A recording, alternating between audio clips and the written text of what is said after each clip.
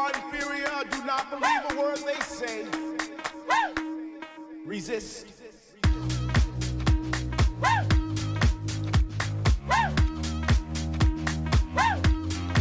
When they say they need millions of dollars to build bombs instead of build schools, open your eyes. Resist.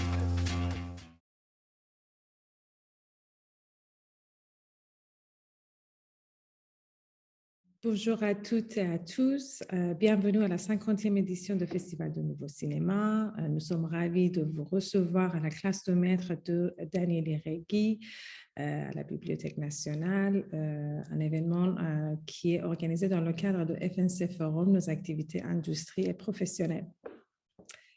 C'est très important que vous sachiez que l'installation interactive, notre habitat commun qui a été conçu et réalisé en partenariat avec le quartier des spectacles, qui est fait par la compagnie Irregular, donc Daniel Iregui et ses collègues, va être officiellement dévoilé à partir d'aujourd'hui sur les fins de semaine jusqu'au 30 octobre. Il y a déjà eu une phase de test la semaine dernière, mais officiellement, c'est à partir d'aujourd'hui avec cette classe de maître. À la tombée de nuit à Montréal, à partir de 18h30, vous pouvez voir les installations sur 4 façades, au métro Saint-Laurent, sur la façade de Building Wilder, sur la façade de Bibliothèque nationale, là où nous sommes, et sur la façade de l'UQAM. Voilà, c'est mon installation interactive. Vous pouvez interagir avec votre téléphone, avec votre corps, votre voix. Le sujet tourne autour des changements de climat et nos influences comme êtres humains sur ces changements-là. Quand au début, j'ai commencé à penser à inviter Daniel à prendre la parole lors de FNC, j'ai tout de suite pensé au mot classe de maître. Parce que je pense qu'on ne doit pas attendre à célébrer des gens à 70 ans et les appeler des maîtres. Quelqu'un comme Daniel, ça fait 10 ans qu'il contribue, et sa compagnie, bien évidemment, à l'écosystème culturel de Montréal. Donc, je pense que ça mérite le mot master et maître. Donc, sans beaucoup tarder, je vais inviter Daniel à venir sur la scène et nous raconter un peu des activités de Irregular et ce qu'ils font, ce qu'ils fabriquent dans cette compagnie si excitant et intéressante. Daniel, I invite you to come on the stage and talk about the historic of your company and yes, start the conversation. Thank you so much for being here and have a great session. Thank you. Bye. Thank you so much. Wow, Katayun, thank you for your words. It's an honor to be here. I've been Festival du Nouveau Cinema has supported my work since I started. Nobody I had no work. They believed that I could do it. They gave me the opportunity like 10 years ago to do actually my first public artwork, and after two times more. So I'm super grateful for that, and now being here. Thank you so much. Cool. So I love these opportunities to talk about our work, because our work there's many things that you cannot get out of just experiencing them. So I have prepared like a 20-minute presentation of the work, and then I'm going to invite Olivier to join me here. We're going to have a conversation, and since it feels like an intimate session, we can also just have a questions at any point. I wouldn't mind if you want me to talk about something specific or something was not clear. So, please just shout the question or whatever. So yeah, and I think I'm gonna stand. Yeah, I think I'm gonna stand. Good. Perfect. So yeah, well, Katayun just sort of introduced me a bit. So I'm a Daniel Iregui, and I'm a new media artist working on interactive experiences, and I'm the founder of a studio called Irregular, which is a studio right now of 12 people where we produce the mainly public space interactive experiences. It's a team of around, from the 12 is like 40% programmers, 40% designers, and the rest are like marketing and like other things that we're gonna hopefully discuss today, sort of how we are running the studio.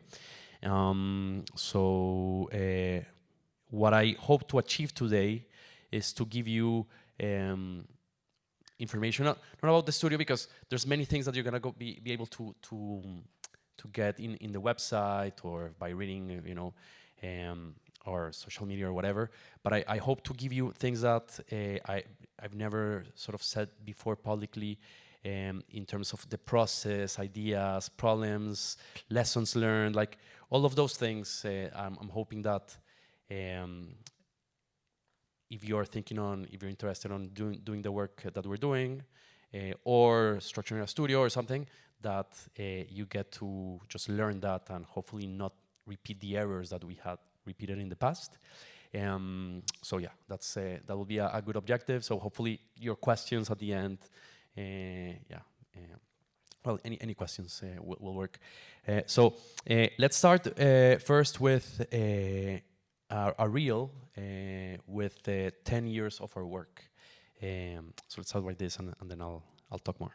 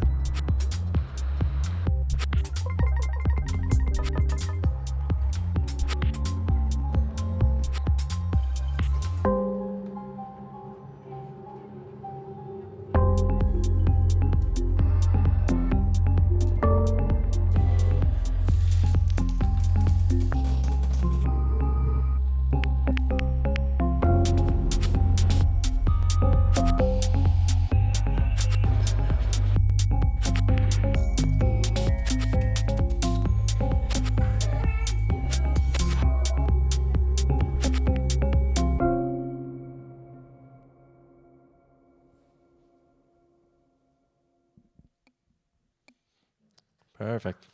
Thank you. Just watch the time. Okay, good. So great. So yeah, let me walk you a bit through all the in depth a bit on projects that you saw. So I'm going to start with outdoor spaces, which is has been the main focus, and it's a big challenge there's a big technical challenge about achieving outdoor interactive experiences. So I'm going to start with that. Later, I would like to go into immersion, and then give context to the show that Katayun announced we're opening today. So basically, it will be sort of the road that took us to the show that we're opening today, which is the biggest and the most sort of complex one we've done so far. So let's start with outdoor spaces. And so Control No Control is one piece that actually we started creating that in 2012 already, 9 years ago, and it's well, let's just see it quickly. It's a cube.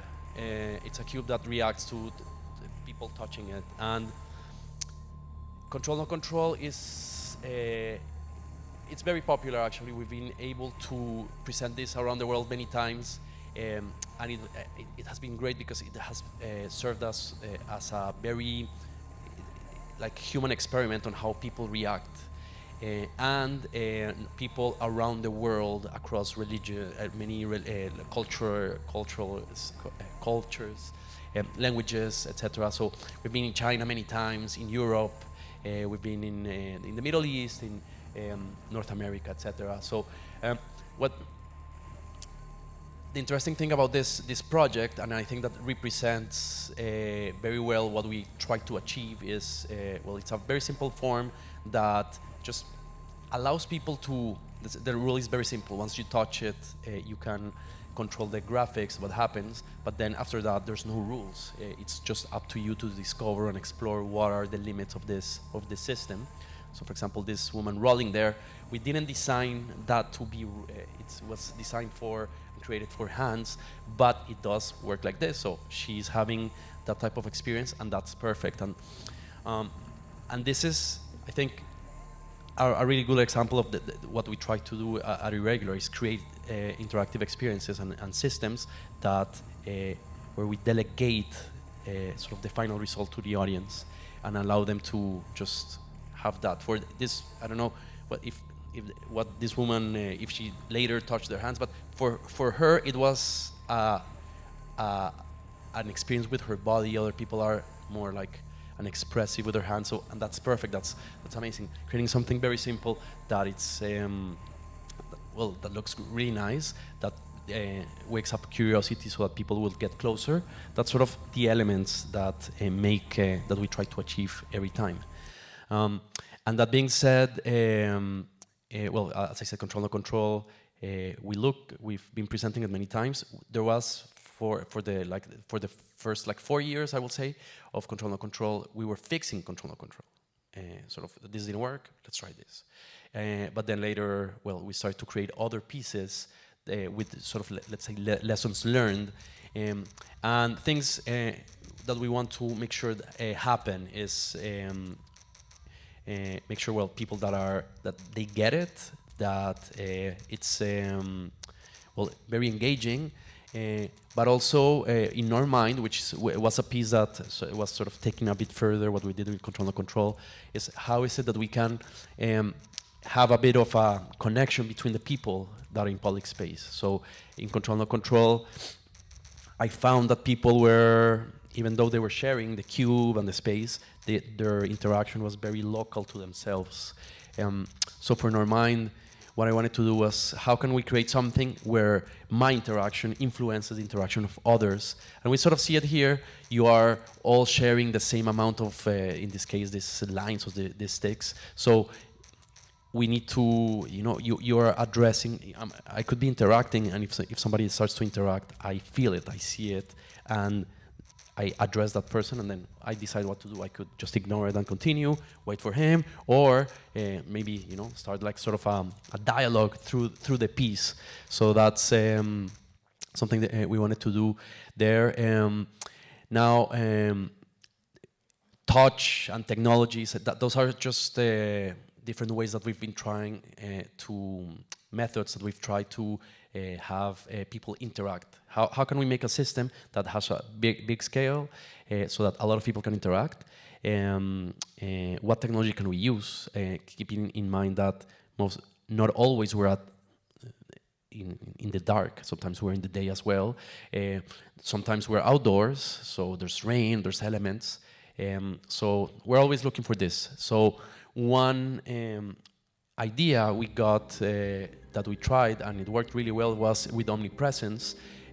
Was this idea of where video is, if you put people in the frame, if you get to see people in the video, they're interacting in some way. So how can we use that? And we decided to look into video feedback. So Omnipresence is we call it like a digital mirror in front of a mirror. Basically, what it is it's two walls. They all have cameras. They both have cameras on top of each wall. And what they're doing is that they're filming the person and the wall, and they're projecting that image into the wall, and it's creating feedback. So these repetitions that you see into infinity. It's video feedback, but what we do is that before the video feedbacks, we change something about it. So we can either change, I don't know if we see it here, but sometimes we flip the whole thing around so the ceiling is on the top. Sometimes we slow time, sometimes we show you the past. So we just modify time and space. So those repetitions of the normal video feedback change. But the cool thing is that we premiered this one in Xi'an in China, where the issue is there's too many people. So in there, anybody that stands on that cube, on that square of light on each one, so pre-pandemic, it wasn't, social distancing was not important, so we were able to pack like 20 people at least. So everybody that was on that square would see his image on the screen, therefore be able to interact. So that was one way that we tried to solve that. Besides sort of methods of interaction, there's always this search of meaning, creating, not using interaction as sort of cool, it reacts to me and it's just like more of a gadget, but how can we use the interaction of people as part of the piece itself? And that's very important. How when we're constantly looking for interaction, but the interaction and what people do with the piece is that's the most important part of the whole project, because that's where the meaning is sort of transported in a way. So end of broadcast is a good example of that. We wanted to create a piece, and actually this piece is part of a series of pieces that they're about overwhelming amount of data that we need to deal with, and sort of we're just immersed in images and emails and all of this sort of signals that we sort of have to deal with. So this one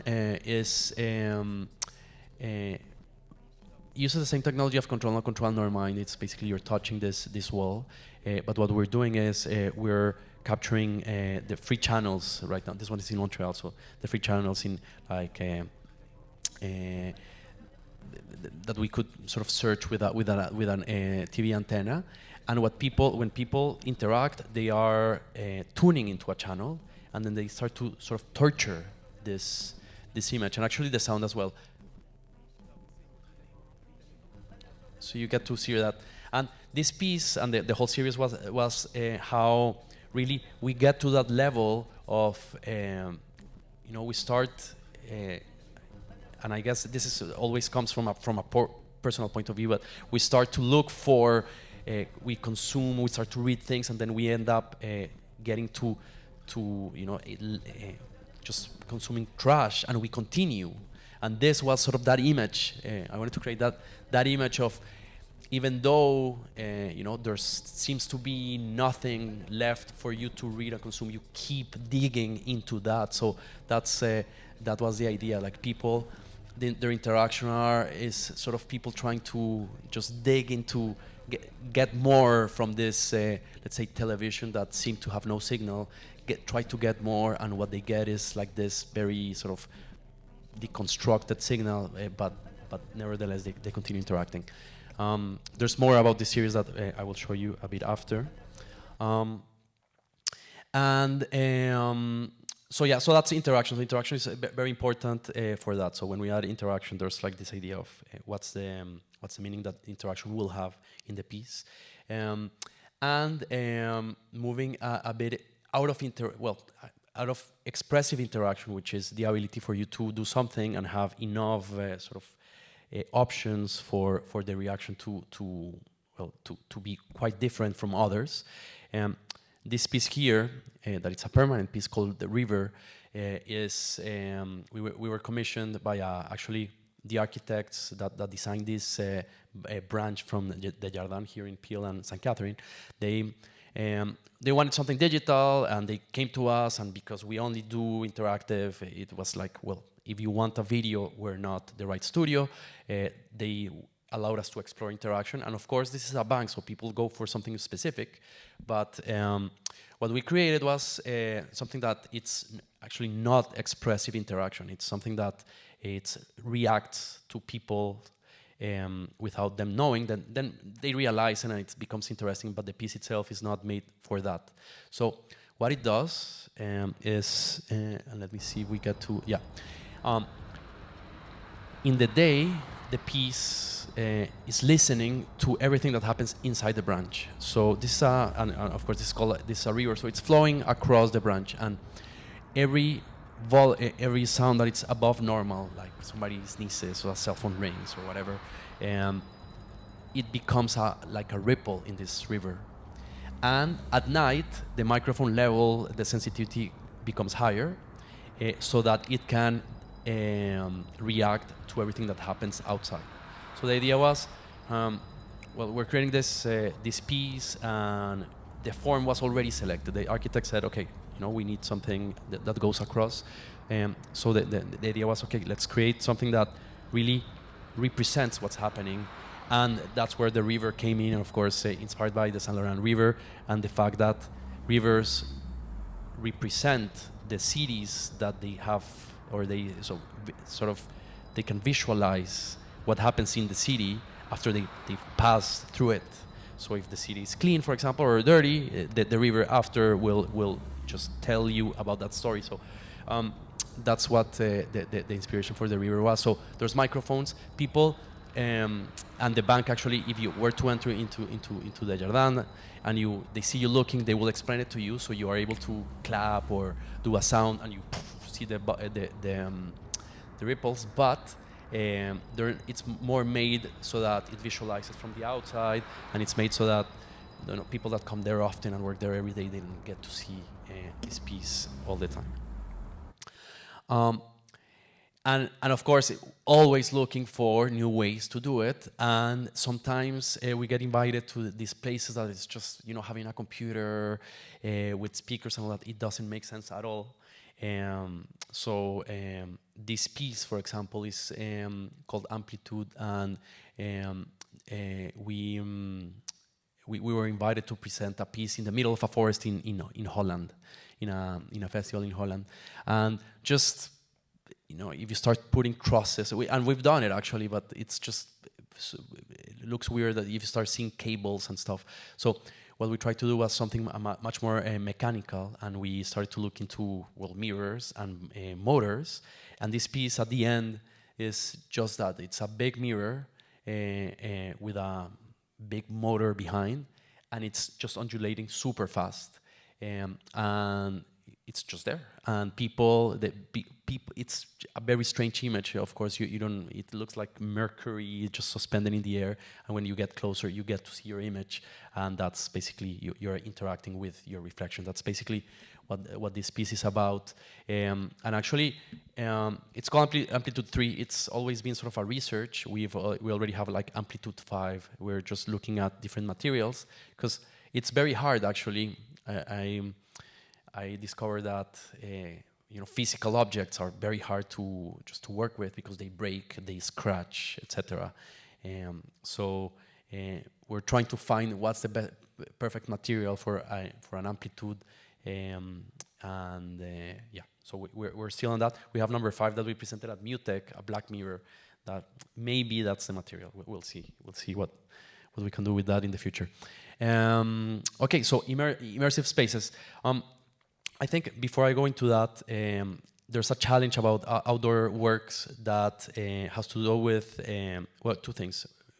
First is how to achieve that technically. So, of course, when you are outdoors, you need to make sure that everything is weatherproof and just vandalism proof. So you cannot have anything that people can reach, and everything has to be waterproof. And in Montreal, well, in the winter time, it's like super, it's very bad for all equipment. So one thing about doing work in Montreal is that if it works in the winter in Montreal, you're sort of, okay, you checked, and you can ship it anywhere.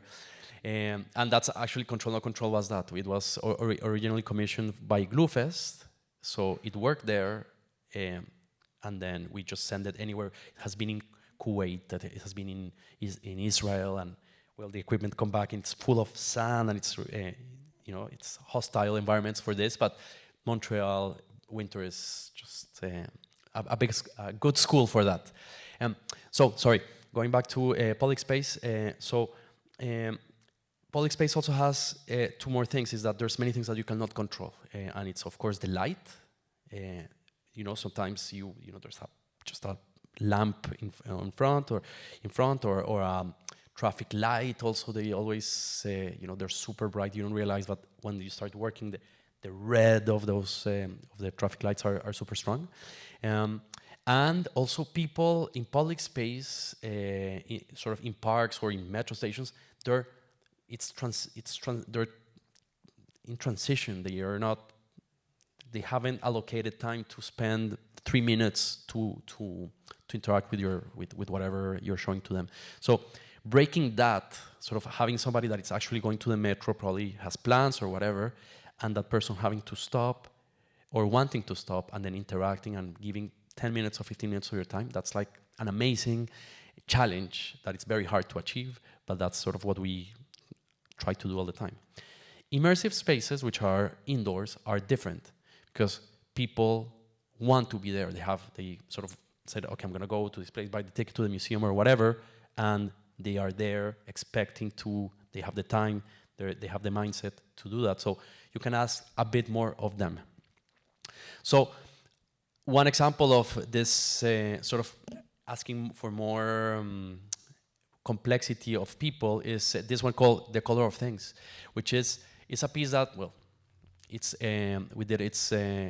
silicon tubes that are suspended in the air. We mapped with projection every tube, and what people need to do is just touch them. But if you're curious enough, if you sort of make them vibrate a bit more, you realize that there's actually text.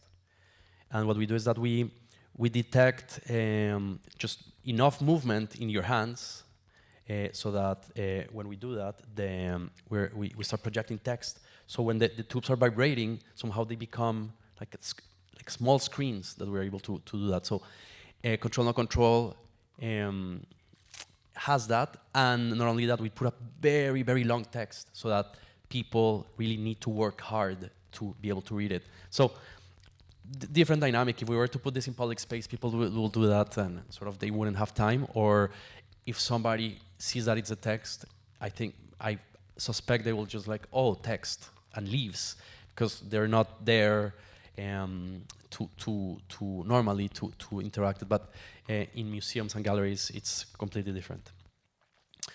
And same with outside. Actually, this one is from the series of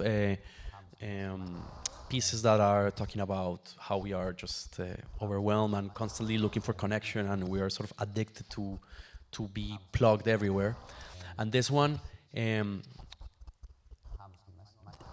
this is, well, it's an acrylic frame that is projected, and when you put your hand through it, actually, let's listen to it 2 seconds.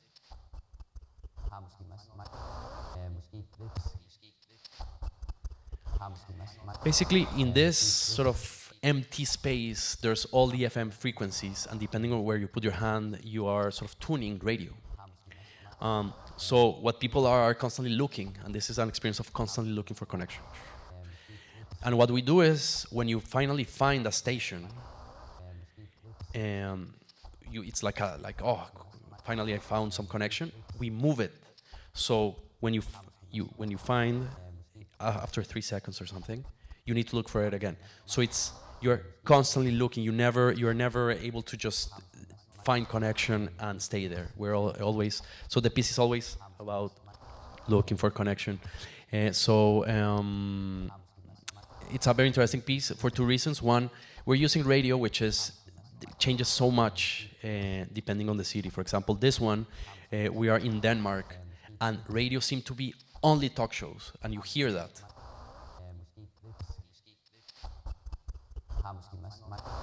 There seemed to be no music for some reason. The commercials had no music. It was very strange. Now, if we put it in Montreal, it's very different. The piece, actually, when we presented here in Montreal, we processed this audio a bit more because there was a lot of music coming out. And we also took it to Colombia, to Bogota. That's where I'm originally from. And that was really bad. This became sort of the piece that killed the exhibition, because people were putting like finding reggaeton and this type of music. So it's a piece that really represents sort of the I don't know, the culture a lot. But it's tricky because of that as well.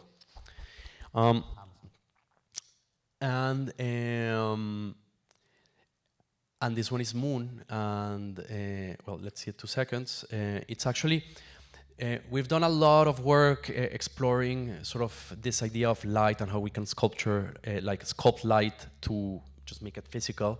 And Moon was, I think, one of the first ones. And this one is a suspended frame. The room is full of smoke. And what we do is we have a projector that it's mapping the frame perfectly. So when you enter, and it's a very hard also piece to document because everything's super dark. So when you enter the room, it looks like a pyramid sideways, that it's just floating there. And what people do, and actually I don't have a video of the interaction, but what people do, same as outside, they will put the frame, their hands through the frame, and they will deconstruct that pyramid, and then they just, with their movement, are able to control the light, but the light is like this solid rays that you are able to like just explore and move it around. Yeah, it's just another way to explore just material and different techniques. And actually, one thing also about indoor-outdoor is everything that it's outdoor most of the time, of course, the scale is a concern, but you can put it indoor. You can do projection sensors and everything. But not everything that you can put indoor can go outdoor, and this actually is the piece that you can never put outdoor, is because of the smoke, because of the fog. You cannot sort of contain this to give you the effect. So that's one of like a piece that will only live inside for now, I guess. And I think just to finalize a bit on this, there was this piece is called Forward. I don't have a video for this one, but this is the only piece we did that has no interaction at all. It's just an infinite sort of tunnel that chooses its own path. All its software, so it's done in programming. It's not a video. But I just wanted to share because that's the only one that it's sort of, we were commissioned to do something like this. We accepted it because the context was interesting. But it's just like that strange piece that we did. And just checking here the time. I think need to do it faster. I'm gonna actually go because I wanna go into the show that we're presenting. So the show is called Our Common Home, or Notre Habitat Commun, like Katarzyna mentioned. But the story of that show, because this show is a 4-building show, I'm gonna go deeper into that. But the reason that we went into that, into like breaking up an experience into 4, came from this show that was called Delete, that we did for children. And basically, it was like an exhibition. You know, an exhibition allows you to elaborate on a subject. This show was 4 rooms, and in each room, kids had to do something specific. And the show was about the blurry line between the virtual and the real world. By talking about something that needed elaboration, we had to just talk about it from many angles by breaking it into different installations that were separated in different rooms. This one is a Waterfall of Data, for example, and this one is called Select. So this one asks questions to the kids and then just changes the meaning of those answers, just to tell them that every time you put something in the digital world, the sense could be changed. This one is this question of digital versus real. There was another mirror in front of this one that was a real mirror, and the kids sort of had to will stand in front of both and sort of decide or think about each world. But at the end, the show ended up on a website. Everything you did will end up in a website that looked like a Facebook feed.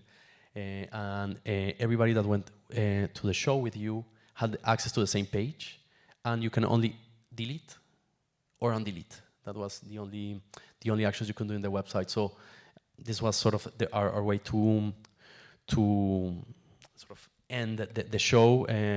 And when we did it, it was like, this is amazing, having the ability to, or the opportunity to elaborate on a subject in 4 rooms. How can we do this in public space? And what we found out, like we realized quickly, is like, it's very hard to, like the technologies that we're using, it's at that point, were very hard to just go into more expressive interaction. So we looked into building our technology, and that's what we actually ended up doing. We put together, some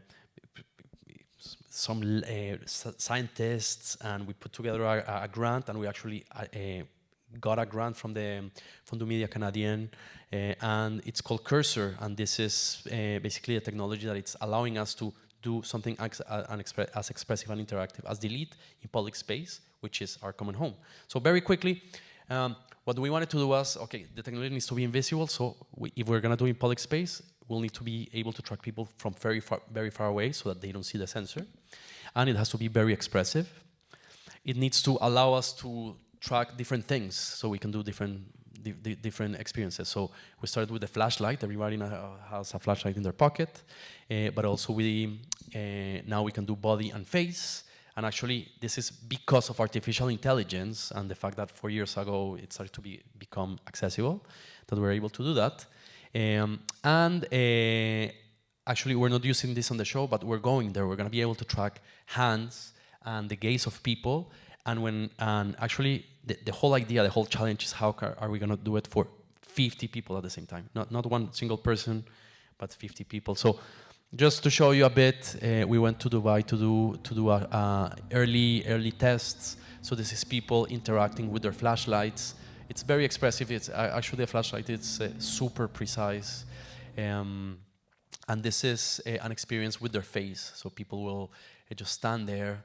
They actually you do see the sensor in the middle there because it's the day. But normally at night it's completely invisible. You just stand in an area and you get tracked. Do we see more? Yeah. So that was the idea, to create that.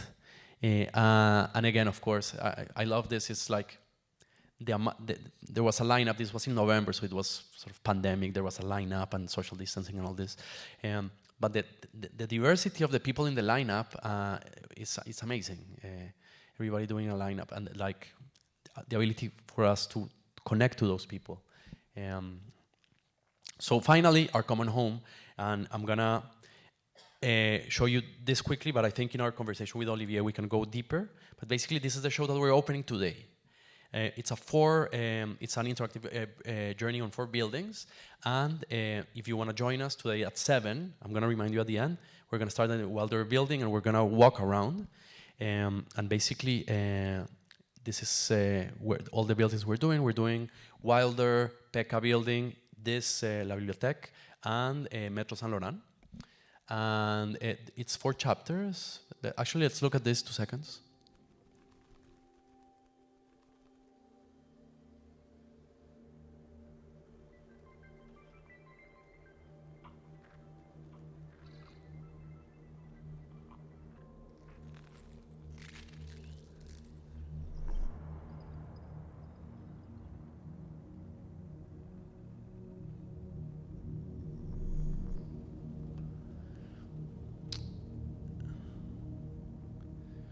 So that's a teaser of tests we did in the summer. It looks so different now. But each chapter, this is a piece that the metaphor is how our individual actions, how do they have global consequences? Well, the fact that they have global consequences. So in each chapter, we talk about it in different ways. So in Creatures, which is in the Wilder building, it's about our relationship with animals. And basically uses a flashlight, and it allows people to interact with and create these birds that they're beautiful, they flock, it looks really nice, but they eventually, they just fall and die. And this is the reminder, like, this is beautiful, but our relationship with animals, it's problematic and it needs to be changed.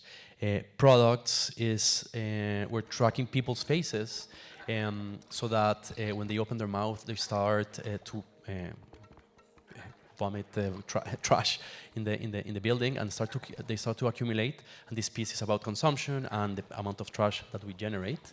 And actually, it's huge. Look at that. So that's on the Pekka building. Icebergs is about our global decisions, specifically regarding to how we move around, really, have global impact.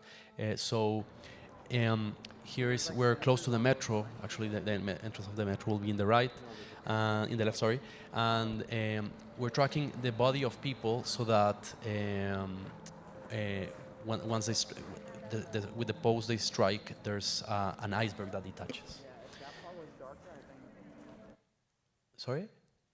Somebody talk to me? It was on the video. Perfect. And finally, telescopes, which is going to be in this building, is the final chapter. And this one is where we take you completely outside of nature or anything like that. And what we are going to be doing is we're going to be projecting many images. 50% are going to be about the environment, and 50% are going to be about just mundane and non-important subjects. And what we want people to do is just browse them. That they're going to be able to browse them with their flashlights. But the thing is, whatever subject you look at, that time that you spend on that subject makes that subject be more present in the whole facade. So the idea is, by not talking and not having the conversation about the environment and having a conversation about other things, that's also having an impact on the problem. So it's a bit of a social experiment. It's a bit of a data visualization piece. Yeah. And I'm gonna end this just with the invitation. Please come. We're gonna be on the Walking with the Wilder building. There's a ton of things more to share, and definitely the visuals that you saw are a mix of tests that sort of were working and old graphics. So yeah, please, if you can make it, please do. And that's it. Yeah, thanks.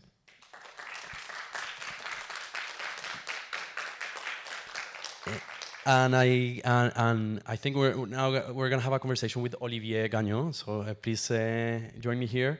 Olivier, he's an art consultant that actually is now working with us in the studio as a business developer. So when we were invited to this masterclass, I thought it was a cool thing to have a conversation with him, because he's constantly talking with people that might be interested in presenting our work. So I think he has like this point of view of like the reaction of people towards our work. When me, for example, I'm not around talking very, I guess, passionate about it. So I think it's an interesting conversation that I'm looking forward to have. And actually, I don't know how much time do we have. I spoke so long. That's okay. Hi, everyone. Thank you for the introduction. It was super interesting as well, because we had a beautiful retrospective of your work. And I think what is super interesting to me is that you started with experiences that was immersive, and especially for individual to have that intimate interaction with your work. And throughout the year, your desire, your quest to connect those people together, and then connect more and more people together. And I think this is what we're going to see tonight with Cursor. It's insane. How long time it took you to develop Cursor, that technology? Yeah, so Cursor is, we started working on it in 2018. Basically, we went through, and actually this is something amazing about Canada, is that this ability to get funding. So if you are thinking about developing a show or a technology, FNC, FMC is an amazing place to do that because they fund this type of project. So something that is cultural, but that has some sort of technology attached to it. So we started phase 1 of that in 2018. So that was 1 year, what they call the development phase. And then we applied for production phase, and that's what we've been doing on 2019, 20, and this year. So it's been 4 years. Wow, crazy. And at the beginning, in the development phase, you already had a clear idea of those specific tracking system. And more, no? You always, there was many other things that we wanted to do, but well, it's so hard to achieve. Actually, I thought at this point, hand tracking was gonna be sort of there working. But we realized that to get to that, we needed super high resolution cameras, and to upgrade the cameras, we need a super big network. So it just became a monster. Yeah, so, well, let's say clear idea, I would like wish, you sort of try to aim for that, and then reality sort of settles in, and then you need to choose and adapt. But yeah, the idea was to be able to create a technology that will just allow us to think about concepts without wondering, can this be done? Let's say, can this be done? Cursor takes care of. Let's just go for creativity. So we are sort of there. Yeah. Amazing. And to see how I mean, your work is never really finished. It kind of evolved with you observing the human interaction with it. So I'm sure Cursor will become even bigger, and the possibilities are infinite. It's super interesting as well that you start thinking about that pre-COVID, because now when we talk about the project to many institutions or festival or cities in general, they all like, oh, okay, that's very doable. You know, it's outside, you can track many people, it's long distance, so it kind of we check all the boxes there. Yeah, I have to say we're super lucky because this grant, the production grant, the one that is funding our common home and sort of the big part of Cursor, we got approved by it 2019. What? Basically, it was already pandemic sort of vibes coming at the beginning of last year. Basically, we got the grant. We got the grant, but then once, because they say, okay, you got it, but then you have to produce so many things to actually get the money. And when we got the money, it was just on the pandemic time. So, well, it was great because there was not a lot of touring happening. So we were able to focus, but also it was touchless, it was very COVID friendly. Yeah. So lucky for that. Yeah, for sure. Yeah. So it's a great timing overall. And obviously Cursor needed more people working with you, developing that. So you were mentioning that the studio began with 2 or 3 people. So how did you get to that structure internally to be able to support that development? Yeah. So, well, I'm a programmer. So before, sort of, let's say 4 years ago, I was doing most of the coding in the studio, and I love it. But then when we started to look into Cursor and artificial intelligence, and then we had to go into, machine learning and all that, it was just not impossible for me to do it. So, not as creative. Yeah. So we started. Well, first of all we hired 2 amazing programmers, like so good, to be able to achieve that, and we were supported also by it's a lab that it's called Optech, and they describe themselves as light and photonic lab that again funded by the government. You're able to work with them, and there's like the scientists that just are amazing. So for development phase, for the proof of concept, we're working actually just 1 programmer in the studio and Optech. And then once we got the go to start producing Cursor and our common home and all that, we start to scale. And right now we're 3 programmers, that will dedicate themselves completely. Well, one only on Cursor. The others sort of go back and forth, doing the graphics of Our Common Home or Cursor, the technology, and of course all the graphics and everything that that had to be done. So I have to say, and something that it's important that I address is previous projects, sort of the lines and all that. That's me. That's my style. It's very simple, and I think the lines and the simplicity come from I like them, but also this is the amount of my skills and my time that I can put in a project like this allow me to sort of explore that universe. Now with Our Common Home, with a team, and also with that desire of creating something that has meaning, and that really, we want to make sure that people understand exactly what we're talking about. We went very figurative, and that it just opened the door to working with an illustrator and a designer that created the graphics, the programmers that make them. So that's an interesting point, because I think from the portfolio we all seen, it's your like the most figurative work ever. Yeah. And it's very cool, because, as you said, the message is so important. So to make sure that any ages, anyone can understand the message. So yeah, and I think that's sort of a switch that I did when I was sort of working as an artist, and then I started to develop the studio, and then creating projects that were just huge. These buildings are just very big. I decided that if I was like, I think I asked myself, okay, why is it that we're gonna do? Why?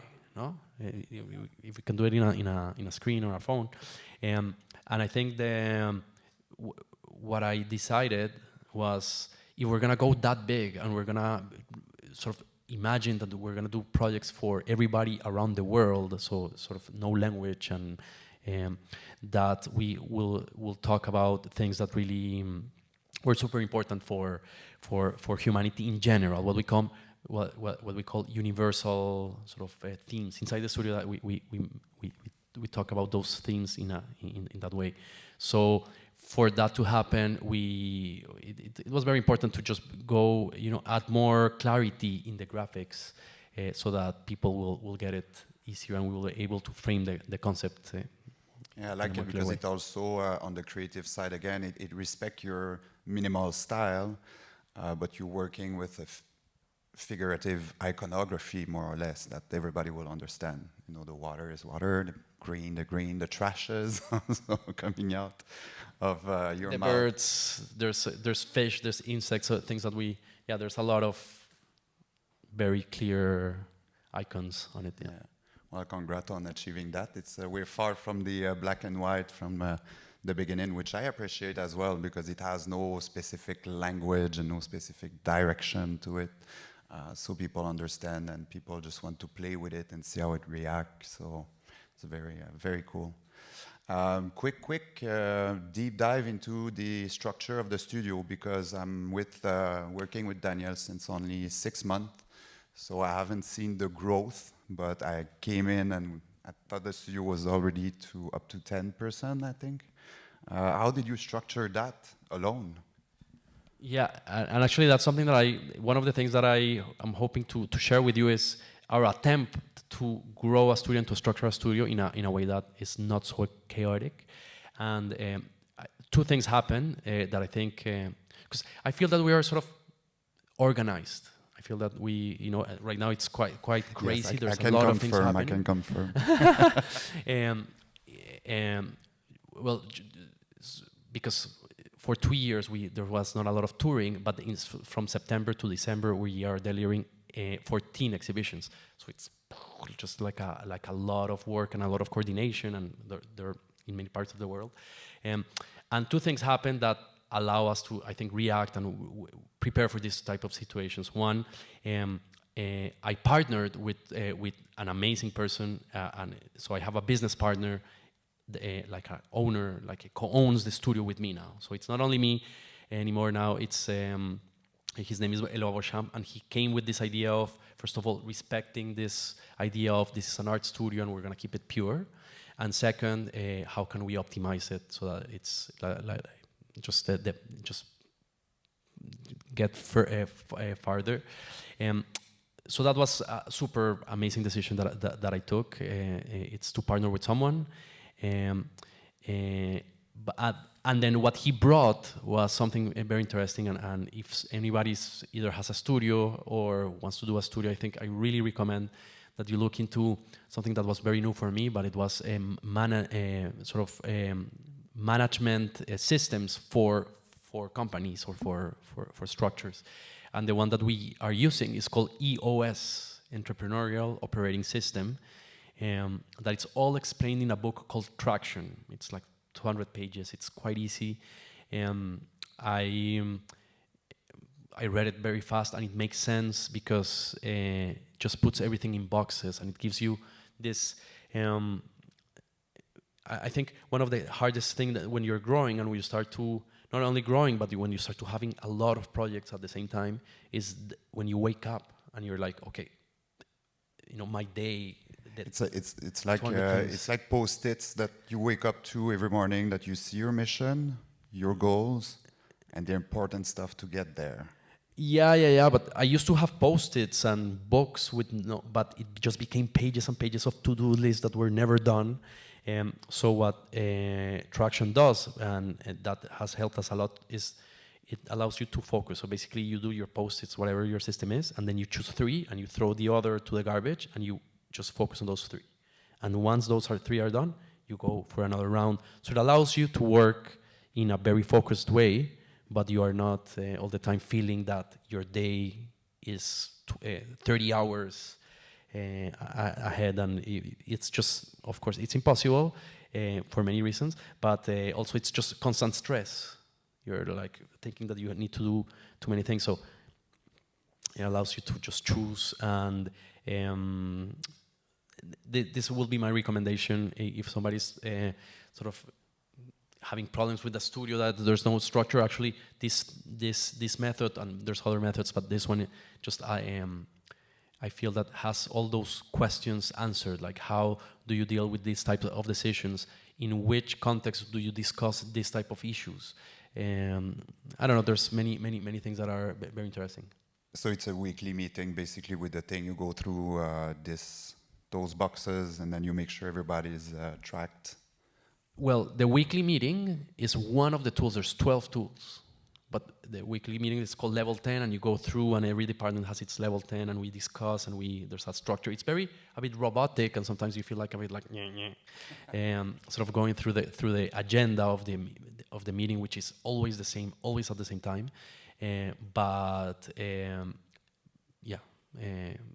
That's one of the meaning of the tools. There's other tools, like, for example, the ability to, how are you going to take decisions and know that what you're taking are in line with where you want to go, and you do everything by selecting first your values, and the values of the company are the filtering system for everything you do. So you start with this, and then every decision you take, that includes, of course, the projects that you work on, the things that you want to do, but super important, the people that you work with. So how we hire and how we, let's say, fire people as well. They're all about the values. So yeah, there's 12 tools. There's process. There's there's a lot of things that it takes you some years to sort of structure every tool. But I think right now we've done 9 out of the 12. But yeah, that's every time you get to that tool and you do, for example, the one that's process, it's amazing. You need to choose 7 processes of the company or the studio, whatever, and then you document how is it done. Like, how is it that you, from somebody says, hey, I would like to commission artwork from you, and you delivering, what are the processes that you need to go for? So once you do that, first of all, you need to make sure that you structure it, you think about it, but then once you do it and it's in a paper that everybody can understand, it's like, whew. Yeah, that was very appreciable also when I first joined the studio, to be able to see where you're going in 5 years. You know, it's rare to when you start working with a company that this vision is so clear, and it's also very cool at every week to see that everybody is aligned with the same goal, everybody is going the same direction, and yeah, it allows the studio to take bigger project and to always stay focused on the future and just being able to, you know, predict what's coming up with those multiple exhibition now. Like the cube you guys seen is probably going to be three times simultaneously in different cities. So you have to make sure that, okay, we have, you know, producer that will be able to remotely program that. So yeah, no, it's very efficient so far. Can I have the book? Yeah, but actually that's a good one. It's called Traction. I read it like in 3 days. It's like a 200. I've heard also you can apply it to your personal life as well. It's not just it's not just work. So yeah, very useful. I don't know what how we're doing on time. Should we? I think we can go for questions. Yeah. If there's anybody that wants to ask us questions. Sure, I have a question. If you could comment on, obviously, the interactive component of your installations are fundamental to your work, which is amazing. But obviously, also, that interactive piece adds a lot of technological challenges, right? If you were to, for example, the installation that you're inaugurating today, if that was simply about the beautiful visuals and the messages, well, you probably could have done that, you know, very quickly. Like a video, you mean? That's right, relative to the interactive piece. And so, for someone who is starting out, what are your thoughts on the importance to jump in right away to the interactive pieces and learn the technology, you know, in whatever ways you can or make sense for you, versus at first perhaps starting without that interactive piece and then later on getting into that? Like, which approach do you think is the more sensible? Amazing. So I'll repeat the question so that people on the web, basically the question is if our common home could be videos and the graphics could not be interactive and could still show the nature and the aspect of the environment. The question is, and adding interaction, it's super difficult. There's a challenge. So he wants to know if my recommendation of if you will start to explore sort of something more simple and then later go into interaction. Is that a good summary? Or do you recommend that actually it's important to learn the interactive pieces right away? Yeah. Okay. So, well, my take on that is, for me, video and the video language and you know, the cinematographic language and interaction for me are super different. So, besides the notions of design and creation of graphics, I don't think you could just easily jump into from you're doing video and then you become good at this and then you go into interaction because well, the tools are completely different. Programming is a completely different way of thinking that when you're doing video and sort of timeline based, but also in one side your output is a render video that just it's done, right? In this side, in the interaction, you're creating a system that it's, you know, it's completely, you need to think about all the combinations, all of the, well, possible scenarios, use cases. A person is, what happens when somebody opens a mouth and somebody enters and the other one leaves, and then, you know, sort of, there's this complicated logic that I will say, if your goal is really to go interactive, I will go in, this, basically it's like two things at the same time. It's like sort of the book and the movie type of thing. If you are interested on interaction, I will recommend that you go for it. And there's tools. For example, my programming style is I write it. So I do JavaScript or others. But now there's tools that allow you to think in a programming way, to create interaction, but you don't need to deeply be on the code itself. And one tool that is amazing, it's called Touch Designer. So that, I think, if you're into like thinking that that's a world for you, I will recommend. It's free for students, and they're very generous. Like you can play with it without paying. I think the restrict resolution and stuff like that. The community is quite good. It's done in Toronto, so it's that's interesting as well. Yeah, I think that will be my recommendation. If you're thinking about interaction, go for that. And definitely, if you're thinking about interaction, for me as a creator, being a programmer is important. And doing my own experiments and sort of figuring out my ideas before I can brief them to a team. Thank you. Yeah, very helpful. Any other questions? Yes, sir.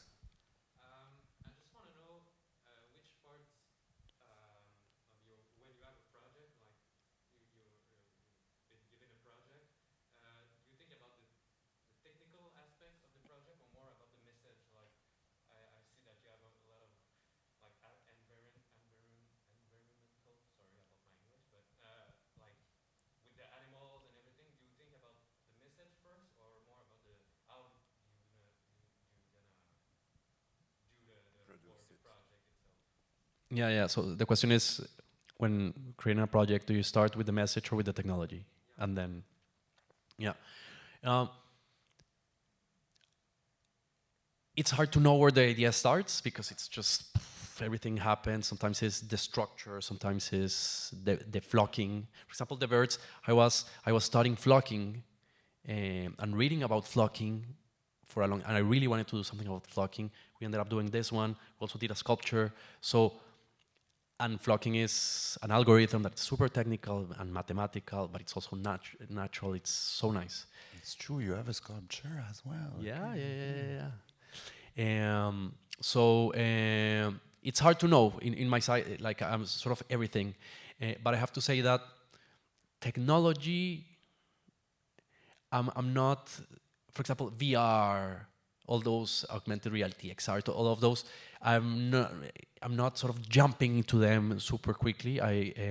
Or not at all, actually. Somehow, I think I'm imagining more the scene, sort of somebody's in public space and what are they doing? What's their movement? What does that look like in the context of an urban environment? There's 10 people and are they doing like that? Are they dancing? They're completely static. I think that's sort of one thing that feeds my ideas or starts the ideas. There's one, and I will say those are the ideas that they just happen without context. I'm thinking about them by default. The environmental and the message most of the time comes from some sort of interest on either we're going to do a project for this context that I don't know, on a building that it's about the environment or it's about media or it's about a library. So how is it that we're gonna give some importance to that? So that we start thinking, I don't know, library is knowledge, and then you start to build from there, and then at some point, the technique and the message start to cross. But I will always I'll try to avoid thinking about technology. But that's the beauty of it with Cursor. So the technology was already there. When you develop Cursor, was not with a precise, clear idea of what you're going to do with it. But then after, when this idea came, notre maison, notre habitat commun, our common home came to you, I guess, was just to get inspired on the topics that matters to you and apply the technology to it. But for the other experiences, I feel there was a little bit more of how people would react with that object or that facade in the public space. Yeah. I think our common home, that sort of we wanted to create the technology. So okay, it will be amazing to track faces in public space. And then when we were thinking about the concept, it was like, okay, we need something with faces and then so that one maybe the technique came first. it's I think it's almost like parallel. You're at the same time thinking about both things. And I think a metaphor that I always say is, you know, technology for us, for the code and all that, is like the painter and the paint. So our technology is so advanced that the painting doesn't seem like technology anymore. But I will be interesting question to ask a painter if he's thinking about sort of the subject before he thinks about what paint he's gonna use. I think it's probably parallel in that sense. I don't know. Thank you. Another question? Is there any question online we can see? Good. Thank you. Thank you so much, guys.